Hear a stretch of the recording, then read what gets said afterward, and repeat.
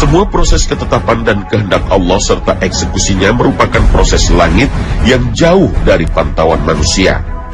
Akan tetapi ada makhluk lain yang memiliki kecepatan dan kemampuan berpindah tempat jauh melebihi manusia, mencoba mencuri-curi informasi langit tentang peristiwa-peristiwa yang akan terjadi di jagat raya, termasuk di bumi. Mereka mencoba mengambil keuntungan dari informasi itu dengan menjualnya kepada manusia-manusia yang mau mengorbankan akidah dan keyakinannya demi informasi langit tersebut. Manusia-manusia inilah yang kemudian mengklaim tahu apa yang akan terjadi dengan modal informasi dari setan-setan sekutunya yang belum tentu benar. Untuk mempercepat transfer informasi tersebut, mereka melakukannya secara estafet. Sehingga jika terjadi apa-apa pada satu informan, diharapkan informasi tersebut telah berhasil ditransfer kepada informan berikutnya. Perbincangan yang dicuri dengar oleh para jin dan setan itulah yang disebutkan Rasulullah SAW dalam hadis riwayat Bukhari. Rasulullah SAW bersabda, apabila Allah Subhanahu wa Ta'ala menetapkan suatu ketetapan, para malaikat merendahkan sayap mereka pertanda tunduk pada ketetapannya, bagaikan rantai yang menyentuh batu yang halus serta takut kepadanya.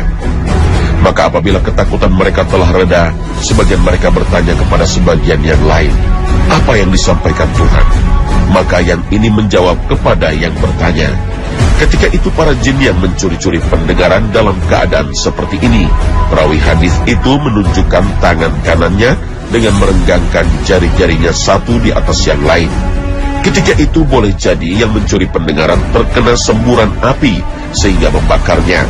Dan boleh jadi pula ia luput dari semburannya sehingga ia menyampaikan kepada jin yang ada di bawahnya dan akhirnya sampai ke bumi dan diterima oleh tukang sihir, lalu ia berbohong 100 kebohongan dan ia percaya. Hadis riwayat Bukhari. Namun Allah Ta'ala tidak membiarkan setan dari golongan jin tersebut leluasa mencuri-curi dengan informasi langit. Allah mengirim bola-bola api untuk membinasakan para pencuri ini. Apalagi sejak diutusnya Nabi Muhammad SAW, penjagaan langit diperketat dari makhluk-makhluk terkutuk ini. Sehingga setiap kali mereka mencoba menembus langit, mereka dilempari bola api meteor sehingga banyak yang binasa. Hal ini diakui oleh para setan dan jin seperti yang difirmankan Allah Ta'ala. Dan sesungguhnya kami dahulu dapat menduduki beberapa tempat di langit itu untuk mendengar-dengarkan berita-beritanya. Tetapi sekarang barang siapa yang mencoba mendengar-dengarkan seperti itu, tentu akan menjumpai panah api yang mengintai untuk membakarnya. Dan sesungguhnya kami tidak mengetahui dengan adanya penjagaan itu, apakah keburukan yang dikehendaki bagi orang yang di bumi, ataukah Tuhan mereka menghendaki kebaikan bagi mereka. Al-Quran Surah Al-Jin ayat 9 hingga 10. Meski begitu, beberapa di antara mereka berhasil lolos, kadang dengan informasi yang tidak utuh, atau bahkan kadang tidak mendapatkan apa-apa sama sekali. Oleh sebab itu, tidak jarang ketika disampaikan kepada manusia sekutunya, mereka tambahkan bumbu-bumbu kebohongan. Inilah yang difirmankan Allah Ta'ala. Apakah akan aku beritakan kepadamu, kepada siapa setan-setan itu turun? Mereka turun kepada tiap-tiap pendusta lagi yang banyak dosa. Mereka menghadapkan pendengaran kepada setan itu, dan kebanyakan mereka adalah orang-orang pendusta. Al-Quran Surah Asy-Syu'ara ayat 221 hingga 223. Dan manusia-manusia ini tentu tidak begitu saja menyampaikan kepada kliennya. Informasi yang sudah tidak valid itu kemudian mereka bumbui lagi supaya lebih menarik, supaya terlihat lebih meyakinkan. Itu sebabnya Nabi Muhammad SAW melarang untuk mempercayai ucapan dukun atau tukang ramal, karena banyak menyampaikan kedustaan.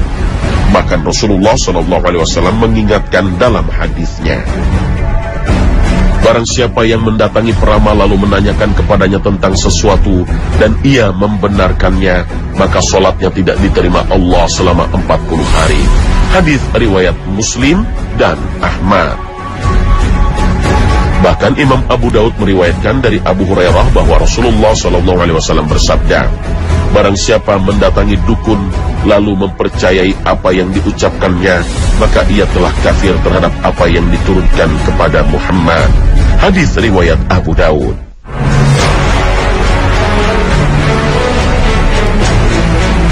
Itulah sekelumit rahasia langit yang tidak mungkin diketahui dengan nalar manusia. Penjelasan tentang adanya benda-benda langit yang disebut Al-Quran sebagai alat pelempar setan atau jin seharusnya diimani dan diyakini kaum muslim. Orang yang beriman, pasrah dan meyakini apa yang tertulis dalam kitabullah. Hal itu jauh dari jangkauan nalar manusia.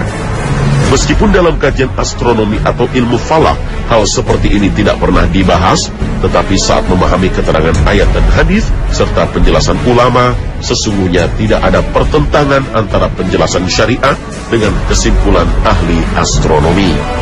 Al-Quran menyebut fenomena meteor dan bintang jatuh seperti bola api itu justru disebut sebagai bola api pelempar setan. Jika demikian, tanpa disadari kita telah melihat tanda kekuasaan Allah Ta'ala melalui para malaikat yang memburu para jin dan setan di langit. Bintang jatuh yang tampak pada malam hari dipahami sebagai meteor yang jatuh ke bumi, dan ketika bergesekan dengan atmosfer, lalu muncullah ekor cahaya yang indah. Meteor-meteor itu pun kebanyakan hancur total ketika bergesekan dengan atmosfer bumi.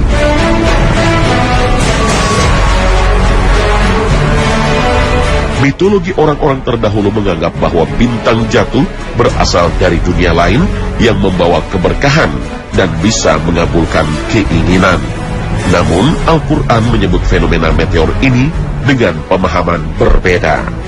Sesungguhnya kami telah menghias langit yang terdekat dengan hiasan, yaitu bintang-bintang, dan telah memeliharanya sebenar-benarnya dari setiap setan yang sangat durhaka. Setan-setan itu tidak dapat mendengarkan pembicaraan para malaikat, dan mereka dilempari dari segala penjuru untuk mengusir mereka. Dan bagi mereka siksaan yang kekal. Akan tetapi barang siapa di antara mereka yang mencuri-curi pembicaraan, maka ia dikejar oleh panah api yang cemerlang. Al-Quran Surah As-Saffat ayat 6 hingga 10. Di ayat lain Allah berfirman, sesungguhnya kami telah menghiasi langit yang dekat dengan bintang-bintang, dan kami jadikan bintang-bintang itu alat-alat pelempar setan, dan kami sediakan bagi mereka siksa neraka yang menyala-nyala. Al-Quran Surah Al-Mulk ayat 5. Maka saat kita berada di malam hari tanpa lampu, akan kita dapati keindahan alam ciptaan Allah yang luar biasa indah. Selain fungsi hiasan, Allah menyebutkan dalam ayat tersebut bahwa fungsi lainnya adalah sebagai alat untuk melempar setan.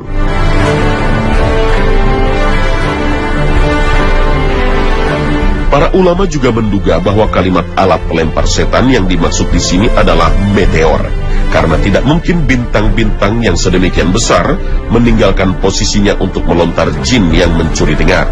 Ada juga beberapa pakar yang mengatakan bahwa lontaran panah api itu bukan meteor, tetapi adalah sinar kosmis yang bersumber dari bintang-bintang yang terpencar di alam raya. Persatuan Astronomi Internasional pada sidang umum ke-9 di tahun 1961 mendefinisikan hujan meteorit sebagai benda padat yang berada atau bergerak dalam ruang antar planet. Meteorit memiliki ukuran lebih kecil daripada asteroid dan lebih besar dari sebuah atom atau molekul.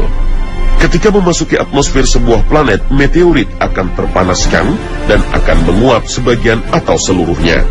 Gas-gas di sepanjang lintasannya akan terionisasi dan bercahaya. Jejak dari gas bercahaya ini disebut sebagai hujan meteor, atau jika sebagian meteor ini mencapai tanah, maka akan disebut sebagai meteorit. Pendapat para ilmuwan ini tidak berlawanan dengan fatwa para ulama bahwa bintang jatuh atau hujan meteor yang dilemparkan dari langit tidak menutup kemungkinan masuk ke atmosfer bumi setelah digunakan untuk melempar atau merajam setan, dan terkadang sampai turun di bumi hingga menimbulkan tumbukan keras. Kejadian ini secara umum sesuai dengan penjelasan ayat Al-Quran. Ayat-ayat mengenai meteor menerangkan bahwa bintang yang dilemparkan ke arah setan itu sebagai bentuk penjagaan berita langit, sehingga peristiwa ini akan terjadi secara terus-menerus. Karena setan sepanjang waktu terus berusaha mencuri berita dari langit, sehingga proses penjagaan langit dan pelemparan meteor kepada setan akan selalu terjadi.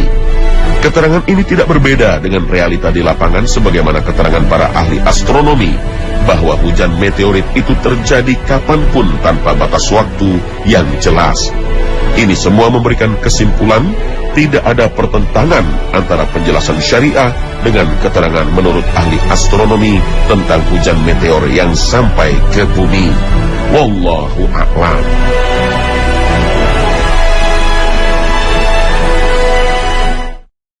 Bersabda, bersemangatlah atas hal-hal yang bermanfaat bagimu. Minta tolonglah pada Allah, jangan engkau lemah. Jika engkau tertimpa suatu musibah, maka janganlah engkau katakan, seandainya aku lakukan demikian dan demikian. Akan tetapi, hendaklah kau katakan, ini sudah jadi takdir Allah. Setiap apa yang telah Dia kehendaki pasti terjadi. Karena perkataan lau atau seandainya dapat membuka pintu setan. Hadis riwayat Muslim. Pemirsa Khazanah, semoga Allah Subhanahu wa Ta'ala meneguhkan iman kita pada ketetapan-ketetapannya. Amin ya Rabbal Alamin. Terima kasih atas perhatian Anda.